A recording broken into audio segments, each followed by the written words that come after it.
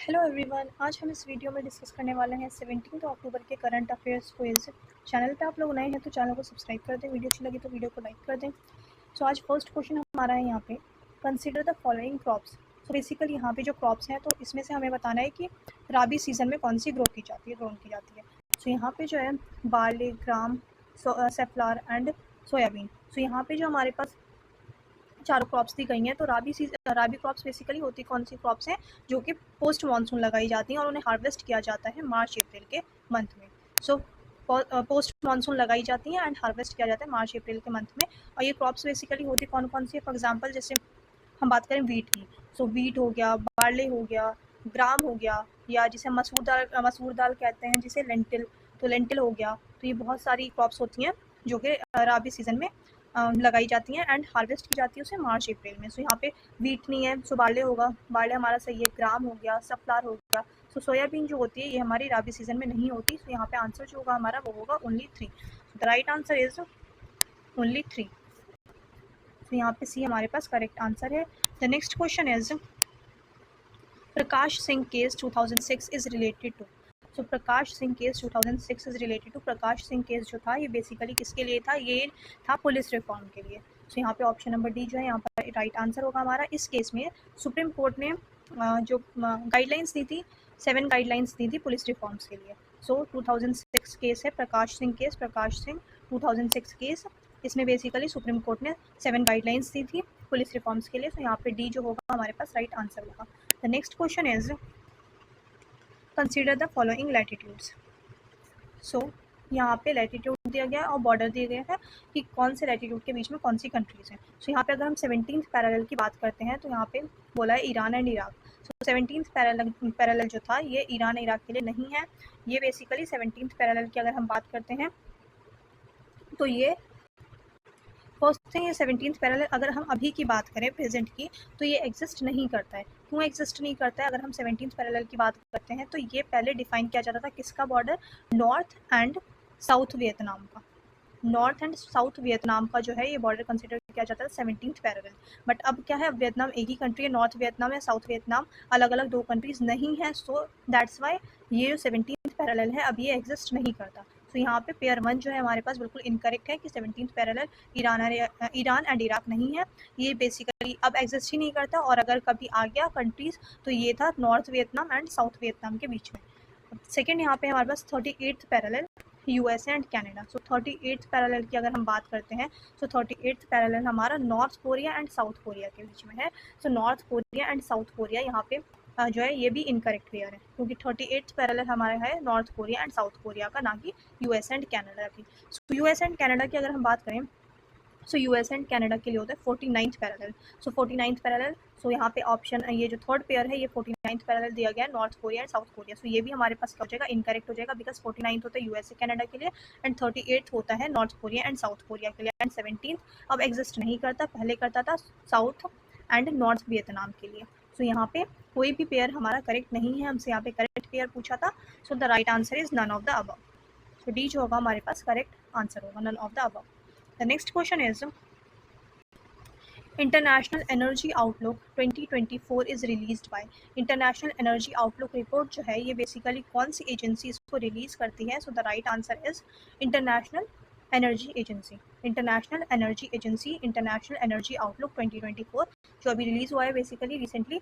सो ये report release कौन करता है? ये करता है international energy agency. The next question is arrange the following places from north to south. So north से साउथ में जो है हमें ये अरेंज करना है। सो यहाँ पे फर्स्ट है सासरला, दरबुक, काराकोरम पास, गलवान एंड दौलत बेग ओल्डी। सो यहाँ पे जो हमारा राइट आंसर होगा या राइट सीक्वेंस हमारा यहाँ पे होगा वो होगा, सबसे पहले अगर हम बात करते हैं तो सबसे पहले हमारी आती है काराकोरम पास जो है सबसे नॉर्थ में है काराकोरम पास। उसके बाद तो ये यहाँ पे थर्ड नंबर पे है। सो यहाँ पे सबसे पहले 3 हो जाएगा। देन बात करते हैं कि काराकोरम सबसे नॉर्थ में, उसके बाद ऑप्शन के अकॉर्डिंग उसके बाद कौन सा आता है, दौलत बेग ओल्डी। सो दौलत बेग ओल्डी जो है यहाँ पे आता है। सो यहाँ पे हमारे पास 5 हो जाएगा, 3 के बाद 5 हो जाएगा। देन उसके बाद आता है हमारे पास सासरला। सो यहाँ पे 1 हो जाएगा। देन उसके बाद आता है गलवान वैली। सो यहाँ पे 4th एंड एंड में आ जाएगा दरबुक। सो 35142 जो होगा हमारे पास राइट सीक्वेंस होगा 35142। तो सी जो होगा यहाँ पे हमारे पास राइट आंसर होगा। ये आप लोग एक बार मैप पे भी देख लीजिए तो आपको अच्छे से क्लियर हो जाएगा। यहाँ पे अगर हम देखें मैप पे तो सबसे नॉर्थ में यहाँ पे हमारे पास हमें देखने को मिल रहा है कि काराकोरम पास जो है वो सबसे नॉर्थ में, ये हमारी काराकोरम पास है। देन इसके बाद है दौलत बेग ओल्डी, सो इसके नीचे है दौलत बेग ओल्डी, सबसे नॉर्थ में है काराकोरम पास। देन उसके बाद यहाँ पे आपको नजर आ रहा होगा ये दौलत बेग ओल्डी। देन ये है सासेरला, ये हमारे पास है सासेरला। देन इसके नीचे है गलवान, इसके साउथ में है गलवान। सबसे नॉर्थ में ये हमारे पास है Karakoram pass, then Daulat Beg Oldi, then Sasser La, then Galwan, then यहाँ पे हमारे पास है सबसे साउथ में दरबू। सो ये जो था ये राइट सीक्वेंस था। The next question is which of the following statements are correct in respect of the council of ministers of the state legislative assembly. So यहाँ पे करेक्ट हमसे पूछा है ताकि कौन सी स्टेटमेंट करेक्ट है, किससे रिलेटेड, स्टेट लेजिस्लेटिव असेंबली से रिलेटेड, काउंसिल ऑफ मिनिस्टर्स से। सो यहाँ पे फर्स्ट स्टेटमेंट की अगर हम बात करें the council of ministers is headed by the chief minister. So ये बिल्कुल करेक्ट है। स्टेट की बात कर रहे हैं तो चीफ मिनिस्टर हेड करते हैं काउंसिल ऑफ मिनिस्टर को। तो statement 1 is the right statement. Second statement की बात करें तो article 164 of the Indian constitution is related to the council of ministers in the state. तो ये भी हमारे पास स्टेटमेंट 2 भी बिल्कुल करेक्ट है। ये मैंने आपके साथ कल ही डिस्कस किया था कि आर्टिकल 164 होता है किसके लिए, काउंसिल ऑफ मिनिस्टर्स के लिए। देन आर्टिकल ये स्टेटमेंट 3 की अगर हम बात करें the total number of ministers in a state council should not exceed the 10% of the total number of members in the state legislative assembly। so यहाँ पे क्या कह रहे हैं कि 10% जो है, जितनी भी टोटल नंबर ऑफ मिनिस्टर्स जो उतने होने चाहिए जितने स्टेट काउंसिल में, उतने टोटल नंबर ऑफ मिनिस्टर्स होने चाहिए जितना कि टोटल नंबर ऑफ मेंबर्स हैं स्टेट लेजिस्लेटिव असेंबली में। स्टेट लेजिस्लेटिव असेंबली में जितने भी मेंबर्स हैं, सो जो मिनिस्टर बनेंगे वो उसका 10% बनेंगे, ऐसा स्टेटमेंट कह रही है। बट यहाँ पे 10% नहीं होता है, यहाँ पे होता है 15%। 15% जितने भी, चाहे वो लोकसभा हो चाहे वो स्टेट लेजिस्लेटिव असेंबली हो, इसमें जितने भी मेंबर होंगे, चाहे लोकसभा की बात करें या स्टेट लेजिस्लेटिव असेंबली की बात करें, इसमें टोटल मेंबर जितने भी होंगे उसका 15% जो है वो, इसका 15% लोग जो हैं वो मिनिस्टर्स बनेंगे। तो यहाँ पे 15% होता है ना कि 10%। और अगर हम इस प्रोविजन की बात करें कि ये 15% वाला प्रोविजन ऐड कब किया गया था, सो ये ओरिजिनली कॉन्स्टिट्यूशन में मेंशन नहीं था, ये हमारा ऐड किया गया है 91st कॉन्स्टिट्यूशनल अमेंडमेंट एक्ट के थ्रू। और ये कॉन्स्टिट्यूशनल अमेंडमेंट एक्ट कौन से ईयर में हुई थी, 91st constitutional amendment act in 2003। And इसको अगर इम्प्लीमेंट करने की बात करें तो इसको इम्प्लीमेंट किया गया था 2004 में। सो यहाँ पे 91st कॉन्स्टिट्यूशनल अमेंडमेंट एक्ट 2003 में ये ऐड किया गया था 15% वाला प्रोविजन कि जितने भी मेंबर्स होंगे, चाहे स्टेट लेजिस्लेटिव असेंबली की अगर हम बात करें या लोकसभा की हम बात करें, टोटल मेंबर्स जितने भी होंगे लोकसभा में या स्टेट लेजिस्लेटिव असेंबली में, इसके 15% लोग ही मिनिस्टर बनेंगे। और ये 10% वाला प्रोविजन है इस जो 91st अमेंडमेंट की अगर हम बात करते हैं, सो इसमें 10% का जो प्रोविजन था ये बिल्कुल 10% का प्रोविजन है। बट ये स्टेट लेजिस्लेटिव असेंबली के लिए नहीं है, ये सिर्फ और सिर्फ दिल्ली की बात करता है, सिर्फ और सिर्फ दिल्ली की बात करता है कि दिल्ली में, दिल्ली लेजिस्लेटिव असेंबली की अगर हम बात करते हैं तो दिल्ली लेजिस्लेटिव असेंबली में जितने भी मेंबर्स होंगे, तो इन मेंबर्स के 10% लोग मिनिस्टर बनेंगे। सो ये 10% वाला प्रोविजन जो है ये दिल्ली के लिए है, ना कि सारे स्टेट्स के लिए। सो ये सिर्फ अप्लाई होता है दिल्ली लेजिस्लेटिव असेंबली पे, ना कि सारी लेजिस्लेटिव असेंबली पे। बाकियों के लिए 15% ही प्रोविजन है, ये 10% का प्रोविजन सिर्फ और सिर्फ दिल्ली लेजिस्लेटिव असेंबली के लिए है। सो यहाँ पे हमारा जो आंसर होगा वो होगा ओनली 2, क्योंकि हमारे पास 2 स्टेटमेंट बिल्कुल करेक्ट है। हमसे यहाँ पे स्टेटमेंट जो थी करेक्ट पूछी गई थी, सो आंसर होगा हमारा 1 and 2। 1 and 2 is the right answer. इसको चाहे तो हम यहाँ पे हम एलिमिनेट कर सकते थे कि हमारे पास 3 इनकरेक्ट था, 3 हमने एलिमिनेट कर दिया, सो आंसर ए हो जाएगा हमारे पास 1 and 2। The next question is Which of the following ministry is responsible for implementing the PM गरीब कल्याण योजना। गरीब कल्याण योजना जो है, PM गरीब कल्याण योजना, बेसिकली ये कौन सी मिनिस्ट्री जो है ये इम्प्लीमेंट कर रही है। सो ये कौन सी मिनिस्ट्री इम्प्लीमेंट कर रही है, कौन सी मिनिस्ट्री रिस्पॉन्सिबल है इसे इम्प्लीमेंट करने के लिए, गरीब कल्याण योजना को, PM गरीब कल्याण योजना। सो the right answer is ministry of consumer affairs, food and public distribution. So ministry of consumer affairs, food and public distribution जो है ये मिनिस्ट्री इम्प्लीमेंट कर रही है PM गरीब कल्याण योजना। और अगर हम मिनिस्ट्री की बात करते हैं, ministry of consumer affairs, food and public distribution, so ये मिनिस्ट्री जो है नेशनल फूड सिक्योरिटी एक्ट के लिए भी रिस्पॉन्सिबल है। नेशनल फूड सिक्योरिटी एक्ट को इम्प्लीमेंट करना भी ministry of consumer, food and public distribution ministry का ही काम है। इन्हीं के जिम्मे है कि ये नेशनल फूड सिक्योरिटी एक्ट जो है इम्प्लीमेंट करें। सो यहाँ पे जो है राइट आंसर होगा हमारा सी।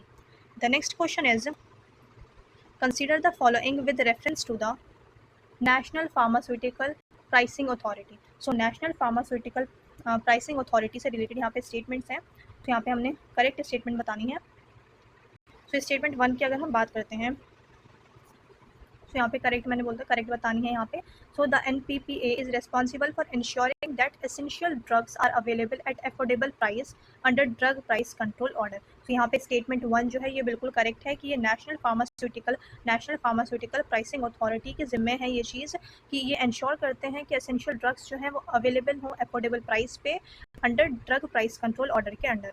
एंड सेकेंड स्टेटमेंट है यहाँ पे, the function of the NPPA is fixing और revising prices of controlled bulk drugs and formulations. तो यहाँ पे स्टेटमेंट 2 भी बिल्कुल करेक्ट है कि NPPA का फंक्शन जो है वो प्राइस फिक्स करना, रिवाइज करना ये है। तो यहाँ पे स्टेटमेंट 2 भी हमारे पास बिल्कुल करेक्ट है। देन स्टेटमेंट 3 जो है, NPPA works under the ministry of chemicals and fertilisers. So यहाँ पे स्टेटमेंट 3 भी हमारे पास बिल्कुल करेक्ट है कि अगर हम नेशनल फार्मास्यूटिकल प्राइसिंग अथॉरिटी की बात करते हैं, सो ये किस मिनिस्ट्री के अंदर काम करता है, ये काम करता है ministry of chemicals and fertilisers के अंडर। सो स्टेटमेंट 3 भी हमारे पास यहाँ पे बिल्कुल करेक्ट है। सो यहाँ पे हमसे करेक्ट पूछा था, so the right answer is all the 3 is the right answer. So option number C जो होगा यहाँ पे हमारे पास बिल्कुल करेक्ट होगा। The next question is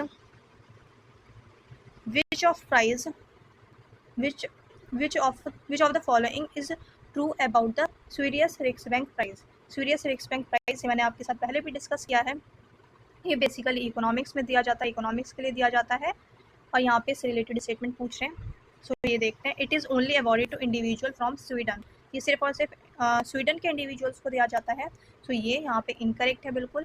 second statement की अगर हम बात करें, it is exclusively awarded for theoretical work in economics. Economics के लिए तो ये चीज़ होती है, ये अवार्ड जो दिया जाता है ये बेसिकली इकोनॉमिक्स के लिए दिया जाता है, पर ऐसा नहीं है कि सिर्फ और सिर्फ ये थ्योरेटिकल वर्क जो किया गया हो इकोनॉमिक्स में उसी के लिए दिया जाता है, ऐसा नहीं है। यहाँ पे एम्पेरिकल वर्क के लिए भी दिया जाता है, थ्योरेटिकल एंड एम्पेरिकल वर्क।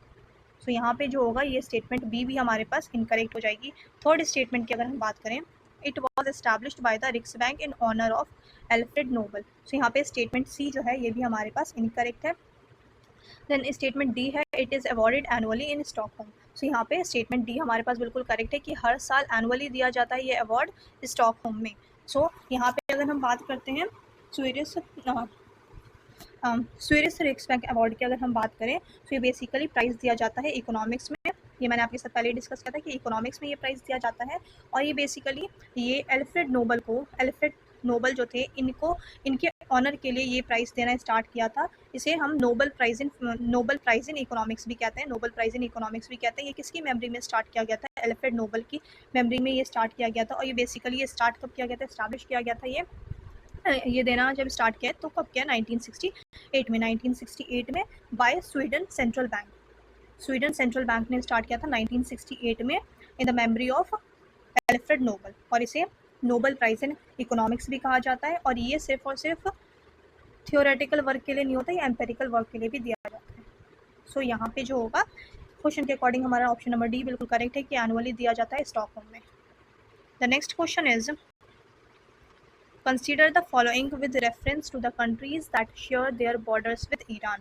तो यहाँ पे बताना है कि कौन सी कंट्रीज़ ईरान के साथ अपनी बॉर्डर जो है वो शेयर करती हैं। सो अगर हम ईरान की बात करते हैं तो ईरान के साथ अगर हम देखें कि कितनी countries, Iran basically middle east country है, मिडल ईस्ट में है ईरान। और ईरान 7 कंट्रीज़ के साथ अपनी बॉर्डर शेयर करती है, 7 कंट्रीज़ के साथ। और ये 7 कंट्रीज़ कौन कौन सी हैं? 7 कंट्रीज़ में इराक आ गया, Turkey, Armenia, Azerbaijan, Turkmenistan, Afghanistan and Pakistan. So ये 7 कंट्रीज़ हैं जिनके साथ ईरान अपनी बॉर्डर शेयर करता है। 7 कंट्रीज़ कौन कौन से? ईरान बॉर्डर शेयर करता है अपने इराक के साथ, टर्की के साथ, अज़रबैजान के साथ, आर्मेनिया के साथ, तुर्कमेनिस्तान के साथ, अफ़गानिस्तान के साथ एंड पाकिस्तान के साथ। सो ऑप्शन में अगर हम देखें तो इराक के साथ अपनी बॉर्डर शेयर करता है, टर्की के साथ अपनी बॉर्डर शेयर करता है, पाकिस्तान के साथ अपनी बॉर्डर शेयर करता है। सो मंगोलिया के साथ बॉर्डर शेयर नहीं करता, ओमान के साथ बॉर्डर शेयर नहीं करता है ईरान। तो यहाँ पे जो हमारे पास आंसर होगा वो होगा 1, 2 एंड 5। सो 1, 2 एंड 5 जो होगा हमारा राइट आंसर होगा। यहाँ पे हमसे करेक्ट पूछा है। ओके, सो यहाँ पे ओनली 3 जो होगा वो आंसर होगा। आई होप आप लोगों को क्वेश्चन अच्छे लगे होंगे। चैनल पर नए हैं आप लोग तो चैनल को सब्सक्राइब कर लें, वीडियो अच्छी लगे तो वीडियो को लाइक कर दें। अब मिलते हैं नेक्स्ट वीडियो में।